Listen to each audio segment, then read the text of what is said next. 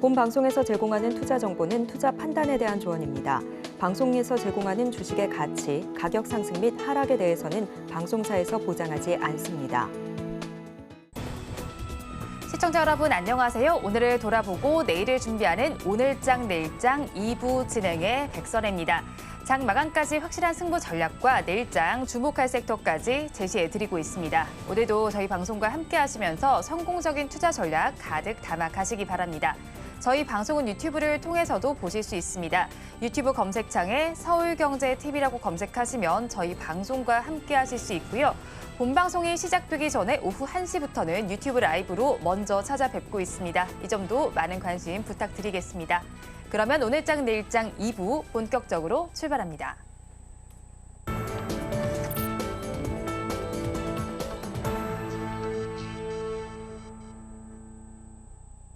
오늘도 두 분과 함께 시장에 대한 이야기 들어보겠습니다. 미르경제연구소의 정태근 이사, 글로원파트너스 이성웅 이사 두 분 나와 있습니다. 두 분 어서 오세요. 네, 반갑습니다. 네, 오늘 시장 상황 두 분께서는 어떻게 바라보셨는지 궁금합니다. 일단은 그래도 지수는 저점을 점점 높여가는 과정을 보이고 있는데 일단 이사님 의견 먼저 들어볼까요? 네, 일단은 많은 분들이 다행이다라는 생각을 하지 않을까 생각이 들어요. 오늘 장 초반만 하더라도 양시장 모두 1.1% 넘는 하락 출발했잖아요. 네. 그러다 보니까 여기 시장이 꺾이는 게 아닌가라는 걱정들 상당히 많이 했었거든요. 그런데 코스닥 같은 경우는 상승으로 전환시키고 있는 모습들이 나타나고 있고 코스피 같은 경우도 1% 낙폭이긴 하지만 그럼에도 불구하고 이제 낙폭이 좀 많이 축소가 되고 있다는 부분들은 다행이라 좀 볼 수가 있을 것 같습니다. 그런데 어찌 보면은 코스피 같은 경우는 공교롭게도 꼭 CPI 발표하는 날 이런 현상이 나타나서 정말 신기하다 생각이 드는데 무슨 얘기냐면은 코스피 같은 경우는 그 차트를 보시면 아시겠지만 2023년도 6월 달부터 보게 되면은 지금 자리가 저항 구간입니다. 선을 한번 그어보게 되면은 2270포인트 돌파가 안 되고 있거든요. 최근 같은 경우도 이제 아시겠지만 1월 1일 같은 경우도 마찬가지로 돌파를 실패했고 그리고 지금도 다시 접근을 했는데 이 부분의 어떤 돌파가 조금 부담스럽게 작용이 되는 것 같아요. 그러다 보니까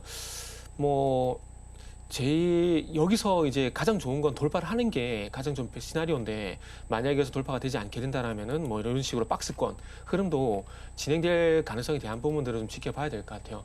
박스권 같은 경우는 시장이 이제 나쁘다라 보긴 힘든 부분들이거든요. 그냥 나쁘지 않다 이런 중립적인 어떤 시장이라고 보시면 될 것 같은데 왜 이렇게 된다라면은 그 시장에서 매매는 그렇게 힘들지 않다라고 봅니다. 그리고 오늘 어찌 보면은 이제 코스피 쪽이 조금 전 고점 부근에서 경항으로 좀 작용이 되게 되고 그 흐름이 시장 순환매라는 표현을 잘 쓴지 모르겠어요. 저는 개인적으로 시장 순환매라는 표현을 쓰는데 업종에도 순환매가 있듯이 시장도 순환매가 있다고 보는데 어쨌든 지금까지는 코스피가 계속해서 이제 시장 주도를 했었지만은 이게 코스닥 쪽으로 좀 분위기가 넘어가게 되면서 어찌 보면 이제 개별 종목 장세 이런 부분들이 좀 진행된다고 봐야 될 것 같아요.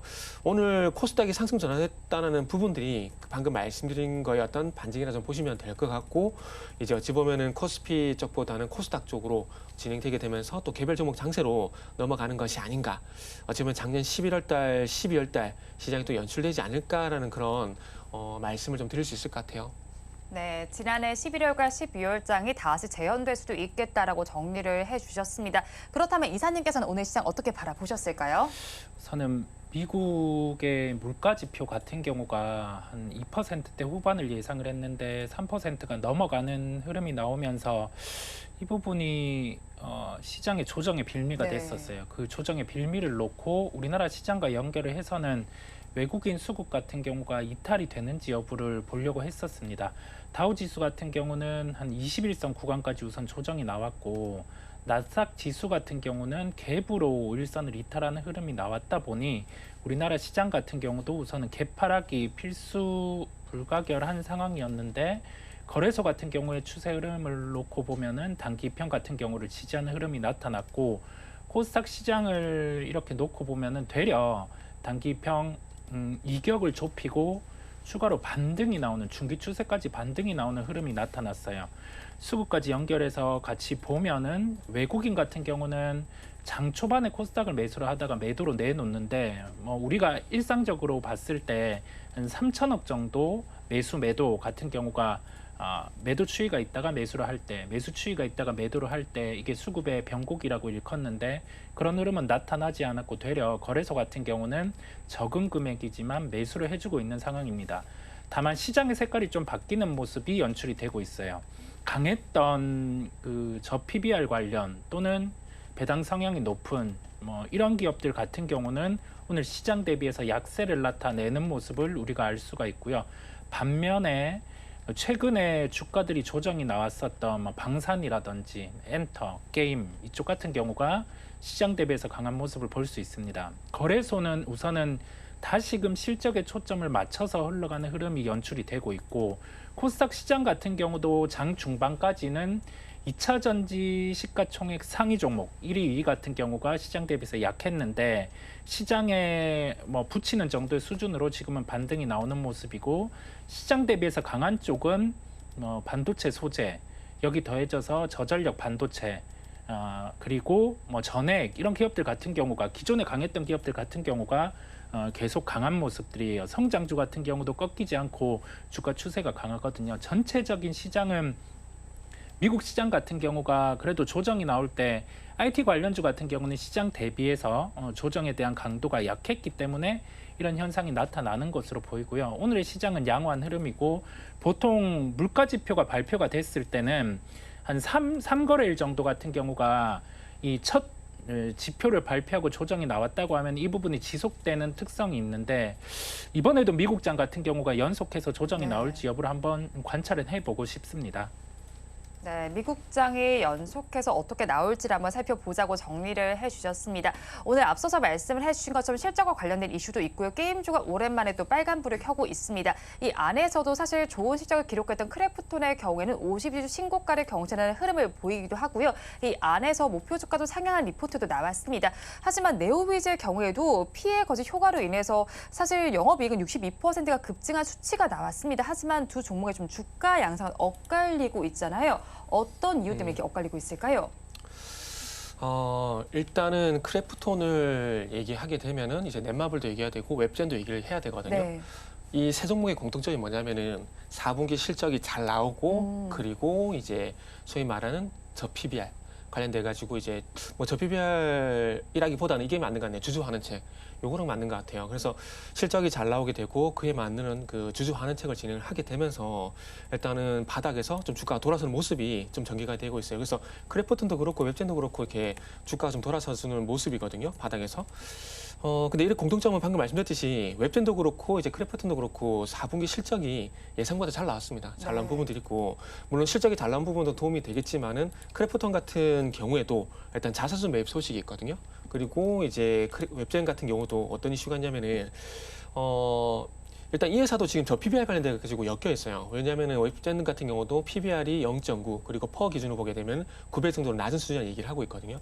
그리고 이제 웹젠 같은 경우 특히나 그 전체 주식 대비해서 16%가 자사주 비중입니다. 그러다 보니까 아마 자사주 소각을 하지 않을까. 그러니까 작년 같은 경우도 자사주 소각을 진행했었거든요. 그러다 보니까 자사주 소각을 진행하지 않을까라는 그런 기대감들이 전반적으로 깔려 있는 것 같아요. 그리고 금융자산 같은 경우는 한 5,300억 정도 있고 부동산 자산은 1,000억 정도 있다 보니까 이 주주 환치가 어떤 여력이 높다. 이런 부분들이 복합적으로 좀 작용이 되게 되면서 일단은 크래프톤도 그렇고 웹젠도 그렇고 그러니까 게임주가 전반적으로 다 움직이는 것은 아니고 이제 실적 잘 나온 실적 플러스 이제 주주 환원세에 기대가 되는 기업들 중심으로 해서 일단은 반등이 좀 나오는 것 같아요. 그리고 네오위즈 같은 경우는 요거는 이제 NHN과 같이 좀 봐야 되는데 뭘 봐야 되냐면은 웹보드 규제 요걸 좀 같이 봐야 돼요. 그러니까 사행성 게임에 대한 규제가 지금 현재 진행이 되고 있는데 NHN 같은 경우도 이번에 적자가 나왔어요. 적자가 나왔는데 일단은 제가 봤을 때는 웹보드 규제 해제에 대한 기대감들 그리고 플러스 이제 NHN 같은 경우는 NHN 클라우드가 내부 클라우드하고 이제 AI 사업을 같이 진행하게 되거든요. 하이퍼클로백스. 그래서 아마 그런 부분들이 복합적으로 작용이 되는 것 같아요. 그리고 근데 그럼에도 불구하고 네오위즈 같은 거 왜 못 올라오느냐? 이 웹보드 규제 이 부분이 조금 이제 영향을 좀 주고 있는 게 아닌가라고 생각을 하고 있습니다. 게임 산업법 규제가 이제 진행이 되고 있는데 한도가 70만 원은 이제 묶여 있는 상황이거든요. 근데 이게 1분기 내에 이제 조정이 될 예정인데 70만 원에서 조금 70만 원 이상으로 좀 한도 조정이 되지 않을까 그런 기대감들인데 아마 그런 것들이 좀 진행이 돼줘야 아마 네오이즈 같은 경우는 주가 반등이 나오지 않을까 생각이 들어요. 그리고 전체 매출에서 이제 웹보드 게임이 차지하는 비중이 60%거든요.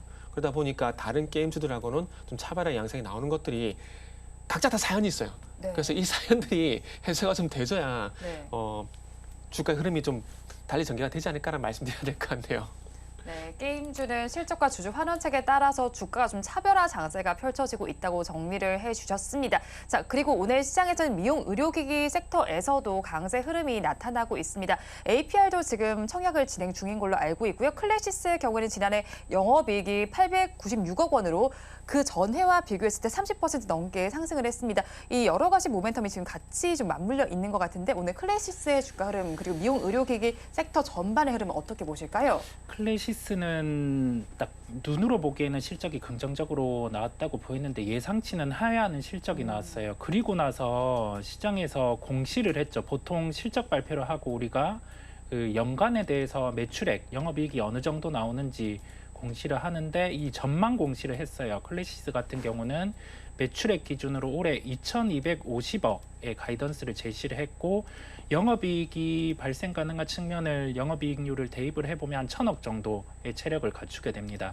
그랬을 때 클래시스 같은 경우는 지금 거래되는 시가총액이 한 1조 9,300억 원 정도가 되는데요. 1,000억 정도의 영업이익을 놓고 보면 한 2조에서 2조 5천억 이 정도의 상단까지 나오게 됩니다.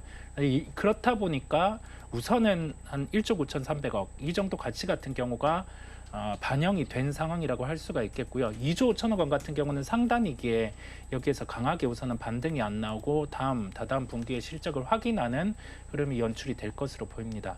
APR 같은 경우에 청약을 놓고 보면 상단 같은 경우가 확정이 되었죠. 25만 원. 네, 기관 청약은 확정이 되었고 개인 주주분들의 청약은 내일까지 나타나는데 이 부분을 놓고 봤을 때는 우리가 비올이라든지 원택 이런 종목들 같은 경우가 올해 예상되는 영업이익이 비올은 312억 정도인데 지금 거래되는 시가총액은 4,299억 정도 거래가 돼요. APR이 상장이 돼서 한 주가 수익비율 20배 이상, 25배 이런 정도로 불이익을 받게 되는 구간에서는 비올과 같은 종목도 시가총액 5천억 정도로 상승이 가능한 부분이 매칭돼서 열리게 됩니다. 그렇다 보니까 연결해서 이러한 종목들을 볼 필요가 있겠고 APR 같은 경우를 청약을 하는 게 가장 중요한데 우선적으로 그 종목을 청약을 하는 게 중요하겠고 연결해서 미용기기와 관련된 종목들 같은 경우는 기본적으로 그 미용기기가 나간 상황이고 여기에서 브라질, 동남아, 기타 이 부분의 장비가 나간 상황을 놓고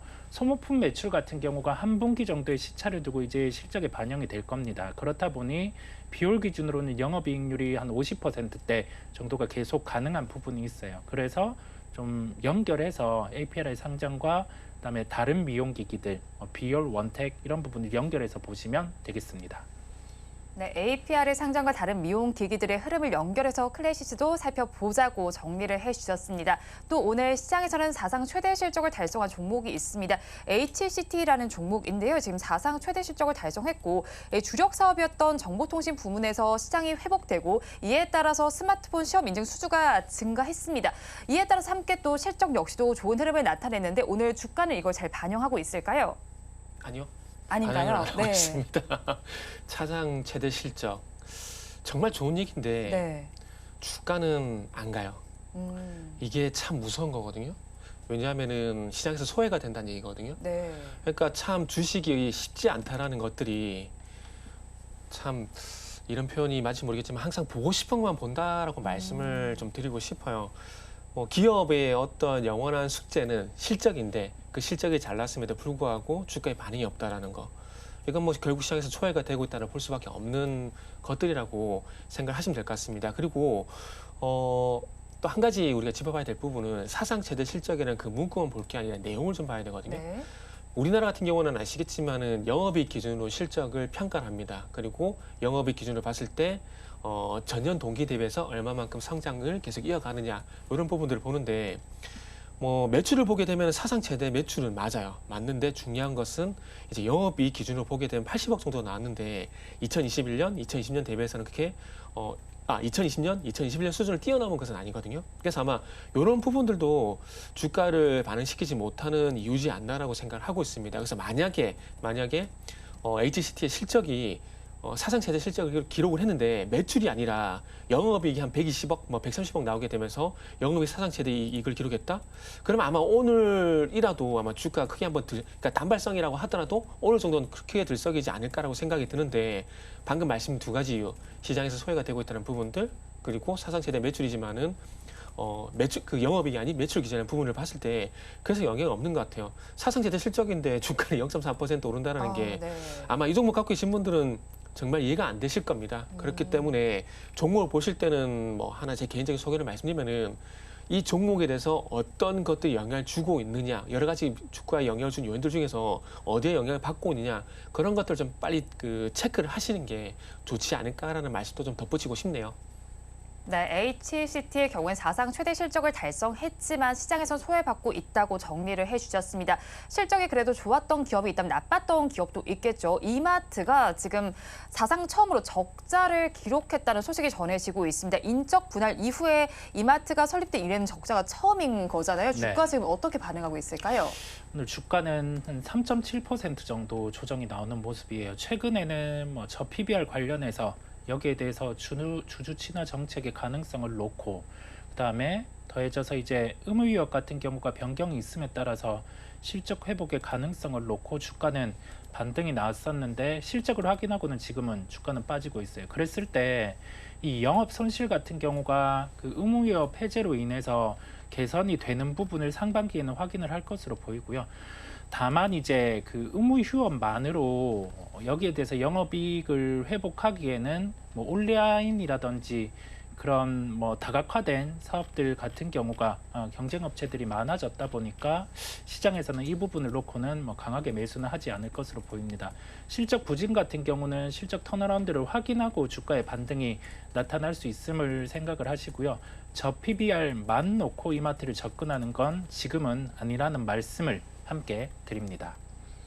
네, 저 PBR만 가지고 지금 이마트를 접근하기에는 무리가 있겠다라고 정리를 해주셨습니다. 그리고 오늘 시장에서 독일과 관련된 이슈가 계속해서 주목을 받고 있지 않나 싶습니다. 독일과 유망한 협력 분야로 신재생 에너지와 수소 그리고 첨단 기술 인프라가 있다고 말을 했는데 윤석열 대통령의 경우에 다음 주에 독일과 덴마크를 순방할 예정입니다. 여러 가지 요인을 검토할 텐데 이에 따라서 좀 바라볼 만한 섹터들 어디가 있을까요?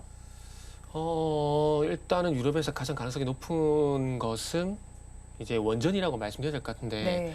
왜 그렇게 말씀을 드리냐면은 기대감만으로 이제는 안 갈 거기 때문에 제가 그렇게 말씀을 드리는 겁니다. 유럽을 가게 되면서 앞으로는 정책을 할 것이다.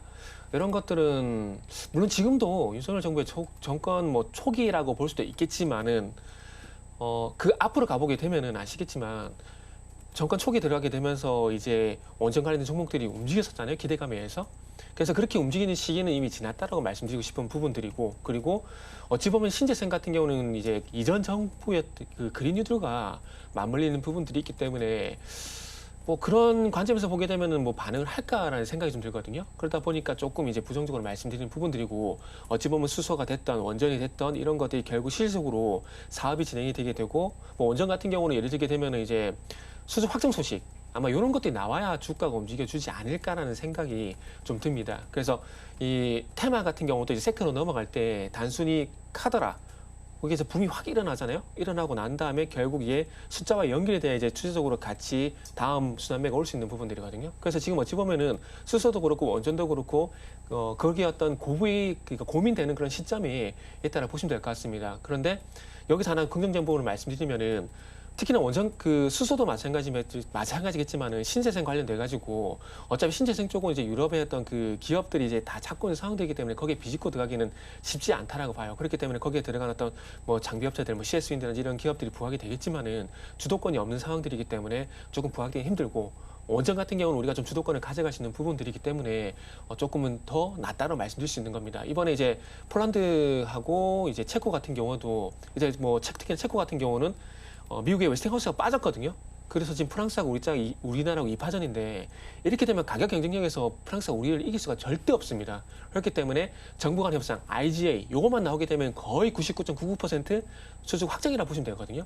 그래서 아마 이런 소식을 제가 봤을 때 시장에 좀 기다리고 있는 것이 아닌가라고 봐요. 그리고 이제 폴란드 쪽 같은 경우도 사기 이제 예정이 된 상황인데 그래서 폴란드, 체코 이런 쪽으로 확정 소식이 나와야 제가 봤을 때는 원전이 이제 과거에 UAE 바랄까 원전 수주 받았을 때처럼 아마 주가도 강하게 반응하지 않을까 생각이 됩니다. 그래서 결국 말씀드리고 싶은 건 뭐냐면 뭐 윤석열 대통령이 방문을 해가지고 뭐 한다더라. 뭐 이런 것들은 뭐 반짝반짝은 나올 수 있겠지만은 조금 추적 상승으로 가기 위해서는 이제 좀 숫자가 찍혀야 된다라는 말씀을 좀 드리고 싶네요. 네, 윤석열 대통령의 독일 순방에 따라서 원전과 관련된 종목들의 움직임을 살펴봐야 된다라고 정리를 해주셨어요. 이사님 의견은 또 어떠실까요? 뭐 유럽의 핵심은 뭐 원전 부분 같은 경우가 핵심에 동의를 하고요. 뭐 더해서 풍력 같은 경우의 수주도 가능한 부분이 존재를 해요. 네, 그런 부분을 놓고 시장에서는 주가들이 워낙 신재생 쪽은 빠져 있는 상황이다 보니까 충분히 반응은 있을 수 있다라고 보이는데 당장의 실적 같은 경우가 답보가 안 되는 게 뭐 태양광, 풍력 이런 부분이다 보니까 약간은 고민이 되는 부분이에요. 저도 원전에 좀 무게를 더 두겠고 신재생과 관련된 부분 중에서 태양광 같은 경우는 우리가 미국 시장 안에서 약간의 변화가 있을 수 있어요. 뭐 미국 대선도 있고 그런 모멘텀 영향이 변동성이 있을 수 있다 보니까 태양광은 조금 부정적인 사례를 말씀을 드리고 뭐 풍력이라든지 원전 이쪽 같은 경우가 모멘텀으로 반응할 수 있음을 함께 말씀을 드립니다. 네, 원전과 더불어서 풍력 쪽도 한번 바라보면 좋겠다고 정리를 해주셨습니다. 그리고 정부가 계속해서 추진하는 쪽은 저출산과 관련된 정책을 계속해서 내놓을 것으로 보입니다. 아직까지 해결되지 않은 긴 시간이 필요한 문제일 것으로 예상이 됩니다. 이에 따라서 윤석열 대통령은 양육비 국가 선지급을 다음 달쯤에 발표를 할 것이 유력하다는 소식이 전해져 오고 있습니다. 관련해서 엔젤 산업 테마도 지금 빨간불을 켜고 있고 그 안에서 아가방 컴퍼니가 네네. 가장 큰 상승률을 보이고 있습니다. 이 정책에 따라서 이 종목군을 어떻게 바라봐야 할까요? 테마죠. 테마. 대선도 마찬가지고 총선도 마찬가지고 뭘 한다더라. 네. 계속 그렇게 될 거거든요. 일단 항상 그렇죠. 뭐 대선이 다가오게 되면 어떤 후보가 있느냐, 그리고 후보와 관련된 인물들이 관련된 뭐 기업들이 뭐가 있느냐. 이제는 뭐 종친 관련된 기업 관련주까지 나오고 있는 상황인데 뭐 지금 말씀드린 아가방 컴퍼니도 마찬가지로 봅니다. 총선이 다가오게 되면서 뭐 새로운 인물이 누가 나올지 모르겠지만 오늘 지금 그 조국 씨가 이제 총선 출마 얘기하면서 화천기 같은 게 움직이잖아요. 같은 맥락이라 보시면 될 것 같아요. 결국 대선도 총선도 어떤 인물이 나오게 되면 인물 관련된 종목들이 움직이게 되고 그 다음으로 순차적으로 바톤 이어받아 가지고 이제 어떤 정책을 할 거냐 이쪽으로 가게 되거든요. 누가 보더라도 아시겠지. 물론 뭐 정부에서 뭐 그 저출산에 대한 얘기하고 있지만은. 총선이라는 것도 같이 겹치게 되면서 이렇게 겹치기 때문에 이런 반응이 나온다라고 좀 생각을 하고 있습니다. 그리고 이제 앞으로 뭐 1호 같은 경우는 저출산이고 2호 같은 경우는 철도지화 그리고 3호 같은 경우는 또 김포 편입 이런 게 이렇게 순차적으로 계속 나올 거거든요. 그렇게 되면서 아마 계속해서 주가가 들썩거릴 겁니다. 그리고 과거에도 뭐 저출산 테마 뭐 2011년도 같은 경우도 마찬가지로 이런 이슈들에 대한 주가가 상당히 많이 들썩였던 부분들을 보게 된다라면은 뭐 지금도 같은 맥락을 생각을 하고 있어요. 출사적으로 출산 대책이 나와가지고 그 조금 전에도 말씀드렸지만은 테마가 결국 이제 주식 상승하기 위해서는 숫자가 찍혀야 된다고 말씀드렸는데 이런 정책이 나오게 되면서 만약에 숫자가 찍히게 된다라면은 뭐 제가 안 간다 그래도 주가가 갈 겁니다. 그런데 방금 말씀드린 대로 이게 결국 말 그대로 총선 테마로 끝이 날 가능성이 높기 때문에 단기 변동성으로 보는 게 일단은 맞다라는 것들이죠. 뭐 그래서 교육주도 마찬가지고 우리가 코로나 때 비대면 관련된 종목들 있잖아요. 그런 것도 그렇게 끝이 났듯이 뭐 아가방 컴퍼니를 포함한 뭐 저출산 관련된 종목들은 지금 관점에서는 그런 식으로 이제 대응을 하는 게 저는 맞다라고 생각을 하고 있습니다. 네, 저출산과 관련된 종목들 테마성으로 대응을 해보자고 정리를 해주셨고요. 여기에 일단은 좀 시대가 변한 만큼 생성형 AI가 다양한 산업군으로 확산이 되고 있습니다. 이 가운데에서 에듀테크 시장 규모가 빠르면 2030년에 약 1,000조 원에 육박할 것이라는 전망이 나왔습니다. 이에 따라서 온라인 교육 쪽도 지금 좀 화랑을 보이고 있잖아요. 네네. 그럼 뭐 교육 이 부분 같은 경우도 추세적인 상승이 나타낼 가능성은 낮아 보입니다. 뭐 AI를 결부해서 교육 쪽 같은 경우에 산업의 확산이 나타날 수는 있지만은 이 부분이 기존의 교육주에게 긍정적인 면은 저는 아니라는 생각이 들어요. 시장 점유율을 나눠 먹을 수 있는 요소가 되다 보니까 교육주 같은 경우에는 되려 좀 부정적인 요소가 될 수 있다라는 생각이 들고요.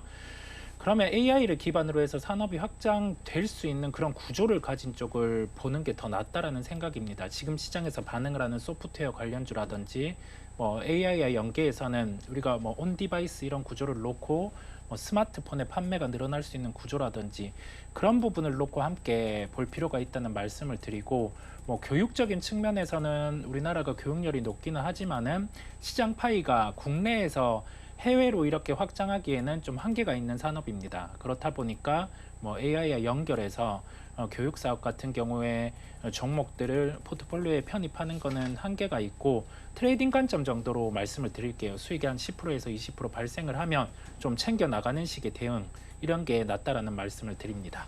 네, 트레이딩 관점으로 대응을 해보자라고 정리를 해주셨습니다. 지금 시간이 3시 16분을 가리키고 있는 만큼 종가 베팅할 종목들도 알아봐야겠죠. 어떤 섹터에서 종가 베팅할 종목 먼저 가지고 오셨을까요? 저는 오늘도 반도체입니다. 반도체 쭉 갑니다, 그냥. 어차피 주도주에서 뽑아먹을 게 더 많다고 생각이 들기 네. 때문에 반도체를 준비를 했고, 일단은 반도체 쪽 같은 경우는 이제 그 최근에 나온 기사 뭐 참고해서 말씀을 드리면은, 일단 최근에 뭐 디램 현물 가격이 5개월 연속 상승했다는 뉴스가 좀 나왔더라고요. DDR4 이제 8기가 기준으로 보게 되면은 33%, 그리고 16기가 기준으로 보게 되면은 뭐 35% 상승이 나왔는데, 물론 뭐 감산 효과도 있고 재고 소진 효과, 공급적인 측면 이슈도 분명히 있다고 봅니다. 그런데 단순히 이제 공급적인 측면이면은 그 디램 가격이 올라가는 게 좀 한계가 있다고 봐져요, 기간적으로 봤을 때. 그런데 중요한 것은 공급적인 측면뿐만 아니라 수요적인 측면에도 분명히 이슈가 있다고 봐져요. 그게 결국에는 뭐 HBM 같은 하이엔드 디램 쪽이라 보시면 될 것 같은데, 그러다 보니까 아마 뭐 CXL, HBM, 뭐 온디바이스 AI 관련돼 가지고 종목들이 아마 순차적으로 돌아가면서 계속 갈 거라고 봐져요. 네. 그리고 이제 그와 관련돼 가지고 새로운 신규 수혜주, 최근에 워트 같은 종목들처럼 신규 수혜주가 계속해서 나올 가능성이 저는 높다 좀 봐지는 상황들이고요. 그러다 보니까 반도체 쪽은 기본적으로 봐야 된다고 생각이 들어서, 그리고 오늘 시장이 흔들렸지만은 그럼에도 불구하고 반도체는 흔들리지 않는다라는 걸 좀 보여주기 위해서 오늘은 반도체 소부장 쪽에서 준비를 했습니다. 네, 그럼 반도체 소부장 주도 여러 가지 종목들이 있잖아요. 네네. 어디에 조금 더 초점을 맞춰서 이 종가 베팅할 종목 가지고 오셨을까요? 참 이거는 고민스러운 게, 이제 이게 짜장면이 좋아, 짬뽕이 좋아, 뭐 울면이 좋아, 뭐 좀 그런 개념이라고 좀 말씀드리고 뭐 싶은데, 좋아하세요? 저는 짬뽕 좋아합니다. 네. 저는 짬뽕 좋아하는데, 특히나 탕짬면을 제일 좋아하는데, 네. 뭐 그렇듯이 뭐 짜장 좋아하시는 분들이 계실 거기 때문에 HBM 좋아하시는 분들 HBM 쪽에서 보실 거고, 그리고 뭐 CXL 좋아하시는 분 CXL 보실 거고, 그리고 뭐 전통 소부장 쪽에서 보실 분은 소부장에서 보지 않을까 생각이 드는데, 근데 결국에는 이제 탕짬면 말씀드렸듯이 전통적으로 반도체 소부장 하는 기업들도 결국은 HBM을 할 수밖에 없다고 봐야 될 것 같아요. 오늘 준비한 종목이 TFE라는 종목인데, 기존의 디램 쪽에서 테스트가 패키징 쪽의 후공정 담당하던 기업들이 HBM 쪽을 안 할까요? 그건 아니라고 보거든요. 그러다 보니까 짜장이 이제 퓨전 쪽으로 이제 간다라고 좀 보시면 될 것 같은, 퓨전 음식으로 간다라고 보시면 될 것 같은데, 괜히 음식 얘기해서 배가 좀 고프네요. 그래서 어쨌든 이제 HBM 쪽 같은 경우 이제 진행할 가능성이 상당히 높다고 보시면 될 것 같은데, 그래서 어쨌든 이제 HBM 관련된 하이엔드 디램 쪽도 이제 패키징, 그러니까 후공정 진행할 후공정 테스트 이쪽으로 진행할 가능성이 상당히 높다고 봐지고, 그 속에서 어쨌든 이제 TFA 같은 경우는 삼성전자하고 HBM3 관련 개발 R&D를 진행했던 이력들이 있고, 그리고 HBM3의 생산량이 늘어나게 되면은 그와 관련돼 가지고 위에서는 테스트를 진행한다기보다는 테스트에 그 공정에 들어가는 핵심 부품들을 전부 일괄적으로 공급하는 회사라고 보시면 될 것 같아요. 그래서 기존의 디램뿐만 아니라 HBM 쪽 같은 경우도 마찬가지 수혜가 된다고 볼 수 있을 것 같고요. 그리고 원래는 대장은 ISC라고 좀 봐야 될 것 같은데, 이 회사가 SKC 쪽으로 피인수가 되게 되면서 아마 삼성전자가 좀 이제 ISC를 좀 꺼리지 않을까? 그러면서 이제 이 테스트 쪽 관련돼 가지고 ISC를 뒤집고 뭐 대장 역할을 하지 않을까, 최대 공급사로 부각이 되지 않을까, 뭐 그런 기대감들도 얘기가 나오고 있더라고요. 그래서 그런 것들 참고해서 보시면 좋을 것 같고, 이제 뭐 최근에 날짜를 보게 되면 2월 8일 기점으로 해서 조금 주가를 돌려주려고 하는 흐름들이 있기 때문에 지금 이제 상승 눌림목이 나올 때 한번 공략을 해보시면 좋을 것 같다는 판단을 좀 했습니다. 그래서 마지막 가격 전략을 좀 말씀드리면, 목표가는 일단 42,000원, 최종 목표가라기보다는 분기점이라 보시면 될 것 같아요. 네. 돌파가 되면은 추가 보유 가능하다 말씀드리고 싶고, 손절가 같은 경우는 뭐 32,500원 말씀드리도록 할게요. 그럼 최종 목표가는 어디까지 보시는 거예요? 최종 목표가 같은 경우는 일단 5만 이상도 보고 있어요. 보고 있는데 그 아랫단인 42,000원이 돌파가 되게 되면은 5만 원 돌파도 가능하다라고 좀 이제 생각을 하고 있습니다. 네, 종가 베팅할 종목 TFE 가지고 오셨고요. 목표 주가 1차적으로 42,000원 잡아주셨고 2차적으로는 5만 원 이상까지 바라본다고 정리를 해주셨습니다. 손절 라인은 32,500원 제시를 해주셨습니다. 그렇다면 이사님은 종가 베팅할 종목 어떤 섹터에서 가지고 오셨을까요? 저번에 이어서 로봇으로 갖고 와봤습니다. 로봇 같은 경우는 이제 AI라는 부분을 놓고 결합해서 로봇 사업의 모멘텀이 부각이 가능하겠고, 장 초반 같은 경우에는 삼성의 밸류체인에 연결되는 종목이죠. 삼익 THK라든지 이렌시스 이런 종목들의 주가가 강했어요. 이 부분을 놓고 보핏의 대량 생산 기대감까지 시장에는 반영이 가능할 것으로 보입니다. 실제 보핏이 대량 생산된다라고 하면은 인탑스 같은 경우에 주가 반응이 있을 수 있겠고요. 대기업과 협력해서 사업을 추진하는 기업들 같은 경우를 선별해서 볼 필요가 있다는 점에서 오늘은 그와 관련된 종목을 가지고 왔습니다. 네, 그렇다면 그 여러 가지 종목들 중에서 어떤 종목을 좀 선별해서 가지고 오셨는지, 선별한 이유는 뭔지도 궁금한데요. 네, 종목은 대동을 말씀드리려고 해요. 포스코와 협력의 관계에 있죠. 이제 특수수행 로봇에 대한 납품이 예정이 되어 있고요. 주가 같은 경우가 좀 빠져 있는 상황입니다. 그렇다 보니까 우리가 종가 매수의 특징을 살려서 가지고 왔어요. 빠져 있는 종목 같은 경우는 기술적 반등이 가능하다는 점을 대입을 했습니다. 기술적 가격 지지 구간은 13,600원에 있고요. 종가 이후에 주가가 한 차례 밀린다고 하더라도 추가 매수의 대응도 가능하다는 점을 말씀을 드리고, 목표가는 기술적 반등의 1차 구간 15,400원을 말씀을 드리고, 손절가는 기술적 가격 지지 구간을 이탈한 가격, 종가로 13,500원을 이탈한다라고 하면은 매도 후 다시 재매수의 타이밍을 보시면 된다라는 말씀을 드립니다.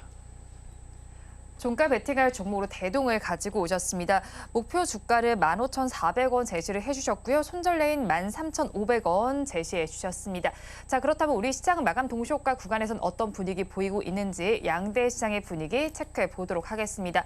우리 양대 시장 저점에서 출발을 했습니다. 그리고 양대 시장 모두가 저점에서 조금씩 저점을 높여가는 과정을 겪고 있습니다. 그 안에서는 코스닥 시장이 조금 더 큰 상승률을 보이고 있습니다. 코스닥 시장의 경우에는 빨간 불로 전환이 되어 있는 모습이 나타난 상황인데요. 혼조 양상을 펼치고 있는 우리 양대 시장 마감 동시효과 구간에서는 어떤 분위기 보이고 있는지 살펴보도록 하겠습니다. 코스피 시장 먼저 살펴보도록 하겠습니다. 코스피 시장에서는 파란불이 들어와 있습니다. 1% 넘는 낙폭을 보여주면서 2,623선의 종가를 쓸 준비를 하고 있는데요. 반면에 코스닥 지수는 앞서서 말씀을 드린 것처럼 빨간불로 전환이 됐습니다. 0.94%의 강세 흐름을 보여주면서 853선의 종가를 쓸 준비를 하고 있습니다.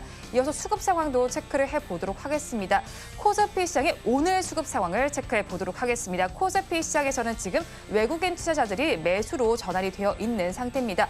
외국인 투자자들 오늘까지 9거래일 연속 매수세를 넣어주고 있습니다. 장중에 매도에서 매수로 전환된 모습이 나타났고요. 589억 원의 매수세를 나타내고 있습니다. 개인 투자자의 경우에는 4천억 원 넘게 사고 있는 모습이 나타나고 있고요. 반면에 기관 투자자들 4천억 원 넘게 덜어내고 있습니다. 다음으로 화면에 나와 있는 코스닥 시장의 흐름을 살펴보겠습니다. 코스닥 시장에서는 외국인과 기관이 동반으로 매도세를 보여주고 있습니다. 외국인 투자자의 경우에는 600억 원 넘게 덜어내고 있고요. 기관 투자자들 500억 원 넘게 팔고 있습니다. 오늘까지 6거래일 연속 매도세를 보여주고 있고요. 반면에 개인 투자자들만이 1,000억 원 넘게 사고 있습니다. 양대 시장 분위기 좀 저를 통해서 살펴보셨는데 이사님께서 보시는 분위기는 어땠을까요? 분위기는 좋게 끝났다고 봐야 되겠죠. 근데 이렇게 될 수밖에 없는 것들이, 그러니까 CPI가 이제 추세적으로 이제 오늘 그러니까 전일 기점을 해서 이제 상승으로 폭등 나온다 이런 것은 아닙니다. 그러니까 시장이 기대가 조금 너무 앞서갔다라고 보시는 게 맞을 것 같아요. 개인적으로 이제 저는 그렇게 생각하거든요. 3%대 하향 안정화가 이제 진행이 되고 있다. 이렇게 보면 충분히 이게 호재가 될 수 있는 부분들이거든요. 근데 금리 인하 시기도 그렇고요.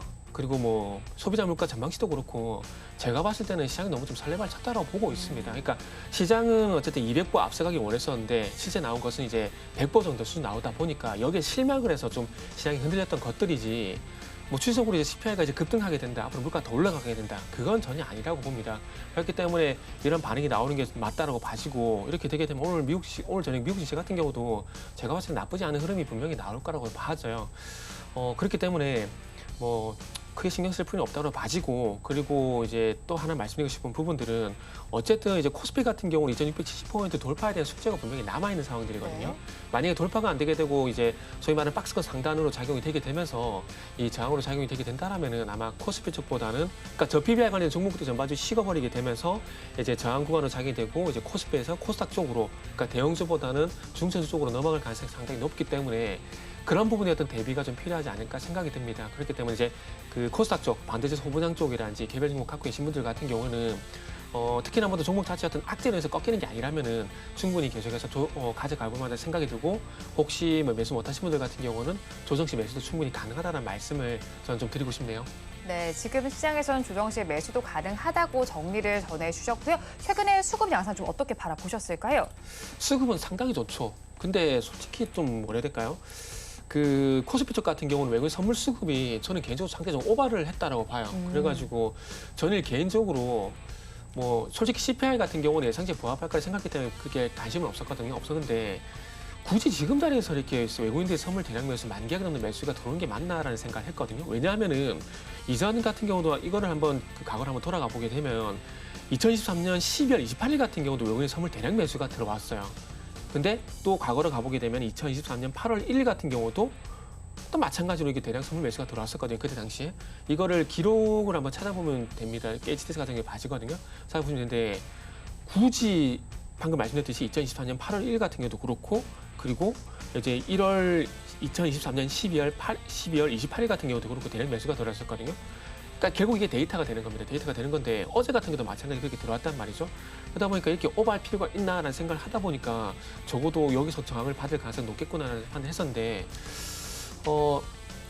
어찌 때로는 예상보다 좋은 수급도 악재가 될 수 있다는 부분들을 한번 생각해 보시고, 그리고 오늘 뭐 외국인 선물 매도가 나오고 있는 상황들인데 네. 4천 계약성도 나오고 있거든요.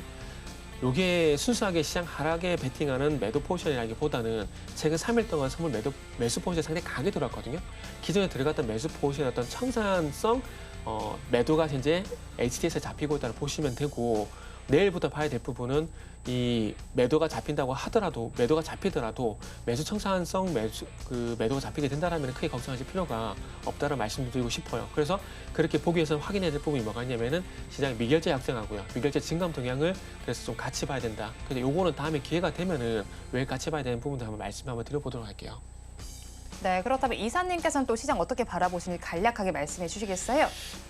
반도체 쪽 반등이 강했어요. 시세 연속성이 어제 이어서 나타나는 모습이고, 실적에 대한 부분의 종목들의 반응이죠. 미용기기라든지 이런 종목들, 시장에서 실적 시즌이 마무리되면서 실적과 관련된 종목들 미리 빠져 있으면 반응을 할 수 있겠습니다. 그 부분을 핵심으로 놓고 살펴보시면 되겠습니다.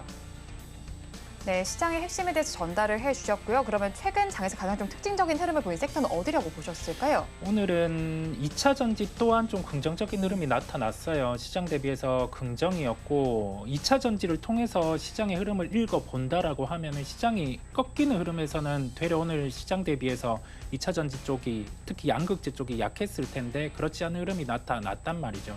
그러면 시장에 대해서 아직 추세의 연속성은, 특히 코스닥 같은 경우는 살아있다라는 말씀을 드리고 싶고, 추세 같은 경우가 깨지기 전에 종목들은 미리 매도를 할 필요는 없다라는 말씀을 드리고, 거래소 같은 경우 시장 변화 명확하게 나타났습니다. 지주사라든지 배당 성향이 높은 은행주 같은 경우는 단기 평을 이탈하는 흐름의 종목들이 나타나고 있거든요. 이럴 때는 빠른 매수가 아니라는 점, 시장의 색깔이 바뀌었다는 점을 말씀을 드립니다. 네, 시장의 색깔이 바뀌어 있다라고 정리를 해주셨습니다. 우리 양대 시장 혼조 양상으로 마감할 것으로 예상됩니다. 마감 동시효과 구간 함께 하셨습니다.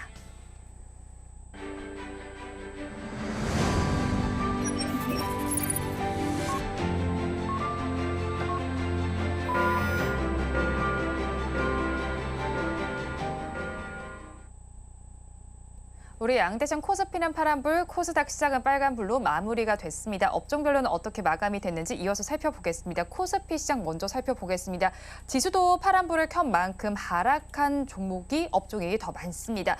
지금 보험 업종이 가장 큰 하락률을 보였습니다. 3.59%의 내림세가 나타났고요. 그 뒤를 이은 업종은 금융 업종으로 2.18% 하락 마감했습니다. 증권 업종 역시 그 뒤를 이었습니다. 1.76%의 내림세가 나타났습니다. 다음으로 코스닥 시장으로 넘어가서 살펴보겠습니다. 코스닥 시장은 지수도 빨간불을 켠 만큼 상승한 업종이 더 많이 집계가 됐습니다. 그중에서 가장 크게 상승률을 보여준 업종은 종이 목재 업종으로 4.68% 상승으로 마감을 했고요. 그 뒤를 이은 업종은 방송 서비스 업종입니다. 3.51%의 강세로 마감이 됐습니다. 화학 업종 역시도 2.97%의 상승률을 보여줬는데요. 오늘 업종별 그리고 섹터별 흐름은 어떻게 보셨는지 궁금하고요. 내일까지 좀 강세를 더해갈 만한 부분은 어디가 있을까요? 일단은 뭐 반도체 봐야 되겠죠. 왜냐하면 오늘 시장이 하락 출발했음에도 불구하고 시장을 이제 멱살 잡고 끌어올린 섹터가 저는 반도체를 보고 있거든요. 그렇기 때문에 반도체 소부장 쪽으로는 무조건 좀 관심을 가지면 좋지 않을까 생각을 하고 있습니다. 그래서 일단은 또 내일은 또 어떤 이슈를 내 가지고 또 반도체가 움직일지 저도 상당히 좀 궁금한데 그 동시호가 전에 말씀드렸듯이 HBM, CXL, 온디바이스 이슈에 따라서 왔다 갔다 이렇게 순환매가 좀 돌고 있는데 반도체 소부장 쪽으로는 그런 맥락이 좀 지속이 될 거라고 보시면 좋을 것 같아요. 그리고 그 아까 독일 방문 얘기를 좀 하셨는데 네. 그게 조금 이제 방산 지금 생각하니까 방산 쪽으로 좀 봐야 되지 않을까 생각이 좀 들어요.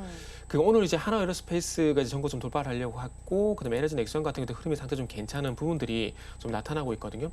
그래서 지금 LG 넥선 같은 경우 주가가 이제 다시 12만 원 돌파하게 되면서 돌려주는 흐름도 나고 있고 하나 에어로스페이스 같은 경우 이제 전고 좀 돌파 시도를 오늘 하려다가 약간 윗꼬리가 잡혔는데 지금 아시겠지만 폴란드 같은 경우도 2차 수주가 예정이 되는 상황들이고 최근에 루마니아 같은 경우도 잘 아시겠지만은 K9 수주를 받았습니다. 수주를 받은 상황들이고 지금 트럼프 이슈가 계속해서 부각이 되고 있는 상황인데 지금 트럼프 이슈가 계속 부각이 되게 되면 유럽 쪽 같은 경우는 방위비 부담의 얘기가 계속 나올 수밖에 없습니다. 네. 그렇게 본다면은 만약에 이제 트럼프가 당선되는 것도 맞고 바이든이 당선 안 되는 것도 좀 맞는 얘기라 보는데 바이든이 만약에 당선 안 되게 된다라면은 당장에 나토 같은 경우는 발등에 떨어진 불이라고 봐야 될 것 같아요. 지금 네. 몇 개를 안 남은 상황이거든요.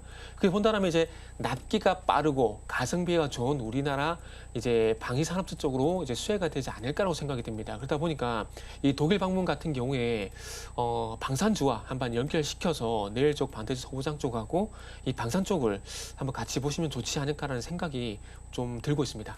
네, 독일 방문을 방산주까지 좀 바라보면 좋겠다고 말씀을 전해주셨고요. 방산주 사실 오늘도 이슈가 나온 부분이 방산혁신 펀드를 결성했다는 소식 속에서 방산주가 좀 전반적으로 강세 흐름을 보인 것 같아요. 네. 이제 하나 에어로스페이스의 경우에는 7개월 만에 사상 최고가를 돌파하는 움직임도 보였는데 방산주 내에서도 그래도 좀 선별을 해서 봐야겠죠. 네, 그 방산주 같은 경우에 추가적인 모멘텀은 이제 그 방사청 관련된 우리가 우주항공의 설립 이 부분이 존재를 하고요. 그렇다 보니까 이와 결부해서 사업까지 겹쳐서 흘러갈 수 있는 쪽이 하나 에어로스페이스, 하나 시스템 이런 군들이 존재를 합니다. 그렇다 보니까 이런 기업들 같은 경우는 모멘텀의 연속성까지 존재하고 있음을 보시면 되겠고요. 방산주 같은 경우가 실적 발표 기점을 놓고 봤을 때 다 실적이 긍정적이었습니다. 그리고 주가 수익 비율 수준이 한 10배 정도로 거래가 되고 있다 보니까 밸류 부담도 낮은 상황입니다. 그러면 이런 종목들 같은 경우가 모멘텀이 더해질 수 있는 요소가 있을 땐 주가 반응이 나타나는 게 오늘 시장의 단면이었어요. 그래서 실적 기반의 종목들을 함께 연결해서 살펴보시면 되겠습니다. 네, 실적과 더불어서 종목들을 살펴보자고 정리를 해주셨고요. 앞서서 이사님께서는 이제 로봇과 관련된 쪽에서 종가 베팅할 종목을 가지고 오셨었는데 사실 로봇이 계속해서 발전이 되게 된다면 이제 스마트 팩토리 쪽도 주목을 받지 않을까 싶습니다. 관련된 사업이 주목을 받으면서 오늘 시장에서 좀 상승률을 보여줬거든요. 이 상승의 연속성을 이어갈 수가 있을까요? 오늘 로봇 쪽은 이성우 이사님이 준비하지 않았나요?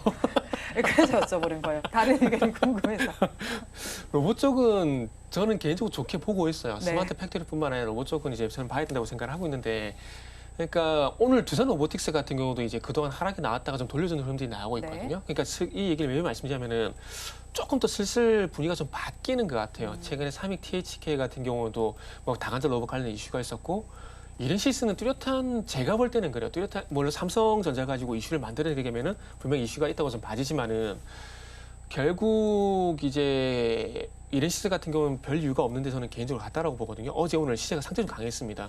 그러니까 로봇 관련돼 가지고 어쨌든 이제 조금씩 그 수급이 들어가고 있다는 것을 반증하고 있는 거거든요. 결국 이제 어찌 보면은 그 휴머노 로봇을 공정에 투입하는 것도 저는 스마트 팩토리라고 생각을 하고 있습니다. 물론 스마트 팩토리가 뭐 소프트웨어 쪽이 좀 더 소프트웨어 쪽도 있고 하드웨어 쪽이 있는데 뭐 하드웨어 쪽을 보게 된다라면은 휴머노 로봇 투입도 그런 관점이나 보시면 좋지 않을까 생각이 드는데 그것뿐만 아니라 올해는 이제 로봇 관련돼서는 다 보는 것들이 아니라 뭐 삼성에서 뭘 한다 그러면 삼성 관련된 로봇을 봐야 되고 뭐 현대차가 뭐 한다 그러면 현대차를 봐야 되고 그러니까 선택과 집중이 좀 필요하다 봐야 될 것 같아요. 그런데 누가 보다도 이제 올해는 삼성전자가 로봇 테마를 좀 이끌어 갈 가능성이 높다고 봐지는데 일단 뭐 시장 전반적인 분위기는 이제 뭐 무죄를 받게 되면서 오너 리스크가 해소가 되게 되고 그러면서 이제 신사업 어떤 추진이라든지 M&A라든지 이런 것들이 조금 더 빨리 이루어질 것이다. 그리고 아시겠지만은 삼성전자 같은 경우는 로봇과 뭐 디지털 헬스케어 사업을 이제 조금 강화를 하려고 하고 있는데 그러다 보니까 이제 최근에 삼성전자 관련돼서 레인보우 로보틱스 이슈가 나온 게 아닌가라고 좀 봐집니다. 그리고 이 레인보우 로보틱스 같은 경우는 아시겠지만은 상반기 휴머노드 로봇을 상반기에 공개했다고 작년부터 얘기가 나온 상황들이고 그리고 또 상반기에 이제 보핏 여기 출시가 될 예정이라고 하거든요. 요게 이제 B2C가 아닌 B2B 쪽으로 이제 공급이 되고 있다 그러더라고요. 그래서 아마 이런 이슈들이 있기 때문에 뭐 삼성전자적으로 주력해서 좀 보는 게 맞다고 좀 판단이 들고 그리고 이런 분위기들 속에서 또 이제 구글이라든지 이런 AI 기업들이 또 로봇 쪽에서 사업을 또 눈을 돌리고 있다는 또 해외 쪽 기사가 나오고 있기 때문에 그런 기사를 참고해 보게 된다라면은 슬슬 이제 좀 군부를 떼는 게 아닌가로 봐집니다. 그러다 보니까 로봇 관련주들 같은 경우에는 조금 이제 리스트업을 할 필요가 충분히 있다라는 말씀을 저도 드리고 싶네요. 네, 로봇과 관련된 종목들 리스트업을 해보자고 정리를 해주셨습니다. 그리고 항공주와 관련된 이슈도 나와 있지 않습니까? EU에서 이제 대한항공과 아시아나항공 합병을 조건부로 승인했다는 소식이 들어와 있는데 하지만 오늘 주가는 오히려 밀리는 양상이 나타났고 오히려 다른 종목이 좀 수혜를 받았잖아요. 네네. 이 합병에 따라서 앞으로도 이제 일정이 남아 있는 만큼 주가는 좀 어떻게 변동성을 보일까요? 최종적으로 이제 뭐 하나의 허들만 넘어서면 승인이 되는 거다 보니까 거의 승인이 됐다라고 보시면 되고요. 그렇다 보니까 주가 반응이 있던 뭐 아시아나 IDT라든지 이런 종목들 같은 경우는 새로운 현상이 나타나게 됩니다. 실제 수혜 같은 경우는 우리가 저가항공 쪽에서 유럽 노선을 가지고 오는 티웨이 항공이라는 기업이 있고요. 다만 이 실적 발표 기점으로 해서는 주가 변동성이 커질 수 있어요. 상단이 한 3,200원 정도 됩니다. 이 부분을 놓고 종목의 대응이 필요하다는 말씀을 드리고 저가항공주들은 4분기 실적을 발표한 종목들 같은 경우는 주가 탄력성이 떨어질 수 있어요. 그 부분을 놓고 종목들 같은 경우를 보시면 되겠습니다. 네, 종목별 따라서 어떻게 차별화되게 봐야 될지 전략을 전해주셨습니다. 그렇다면 내일까지 좀 섹터별로 봤을 때 강세 흐름을 이어갈 만한 섹터는 어디라고 좀 보실까요? 대표적으로 그 IT와 관련된 부분, 네, 후공정, 장비, HBM 이쪽임을 말씀을 드리고 연결해서 시장이 그 반도체와 함께 2차 전지의 일부 소재로도 분산이 되고 있어요. 그렇다 보니까 전해액 관련된 기업들, 뭐 솔브레인 홀딩스라든지 동아기업 이런 쪽도 주가가 강한 모습들이거든요. 소재와 관련된 부분, 전공정의 IT 소재는 아직 좀 시기상조기는 하지만은 이 관련해서 2차 전지와 반도체 쪽 좀 함께 이렇게 사업을 영위하는 쪽 같은 경우는 시세 연속성이 추가로 발생할 수 있음을 말씀을 드리고 오늘 이제 AI 소프트웨어 관련주들이 주가 차별화가 나타났어요. 네. 그런데 상대적으로 덜 오른 한글과 컴퓨터 이런 종목들 같은 경우도 함께 키 맞추기가 가능하다는 점을 열고 보시면 되겠습니다. 네, 키 맞추기가 어떻게 나타날지까지 한번 살펴보자고 정리를 해주셨습니다. 지금까지 미래경제연구소의 정태근 이사, 글로원 파트너스 이성우 이사 두 분과 함께했습니다. 오늘 두 분 말씀 고맙습니다. 네, 감사합니다. 오늘장 내일장 2부에서 전해드린 내용 정리해서 보여드리겠습니다. 화면으로 확인해 보시죠. 먼저 이성우 이사님이 짚어주신 종가 베팅 종목입니다. 대동을 짚어주셨고요. 업종 내에서 순환매 속에서 상승 기대감이 있다고 정리를 해주셨습니다. 목표 주가는 15,400원, 손절 라인 13,500원 제시를 해주셨습니다. 다음 장으로 넘어가서 정태근 이사님의 종가 베팅 종목 살펴보겠습니다. TFE 짚어주셨습니다. 삼성전자의 협력 효과가 기대되고 있는 만큼 관심을 가져보시기 바랍니다. 목표 주가는 42,000원, 손절 라인은 32,500원 제시를 해주셨습니다. 본 방송에서 제공하는 정보는 투자 판단에 대한 조언일 뿐 해당 주식의 가치와 수익률을 보장하지는 않습니다. 아울러 서울경제TV와 서울경제신문은 당사의 브랜드입니다. 최근 당사를 사측하는 피해 사례가 늘어나는 만큼 각별히 주의해 주시기 바랍니다. 오늘장 내일장 2부에서 준비한 순서는 여기까지입니다. 저희는 내일 이 시간도 여러분과 함께하겠습니다. 오늘도 시청해 주신 여러분 고맙습니다.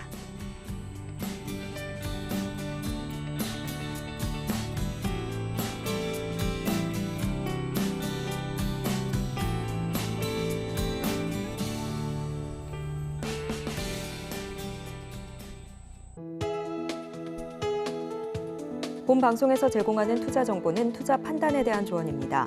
방송에서 제공하는 주식의 가치, 가격 상승 및 하락에 대해서는 방송사에서 보장하지 않습니다.